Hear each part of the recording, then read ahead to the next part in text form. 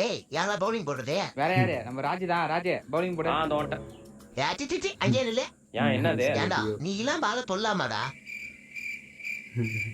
Stop. அப்படியே slo-mo போட்டு reverse போடுங்க.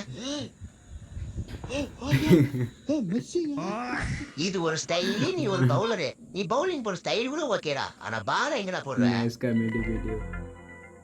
ஸ்டாப். பால் எங்க இருக்கு, ஸ்டிக் எங்க இருக்கு? கிட்டத்தட்ட 100 மீட்டர். நீ எல்லாம் பால தொட்ட செத்த. சரி விடு, சந்தோஷ் போட்டோம். சந்தோஷ் கரெக்டா இருப்பான். ஏச்சி நீ நில்லு. ஏன் இவனுக்கு என்ன? டேய் இவெல்லாம் பால் போட்டு தாண்டா அடிக்க தெரியாதவங்க கூட அடிக்கிறான். புது பால்ரா நானு. இவன் போட்ட பால் நல்லா அடிச்சு அடிச்சு பழைய பால் ஆக்கிட்டானுடா.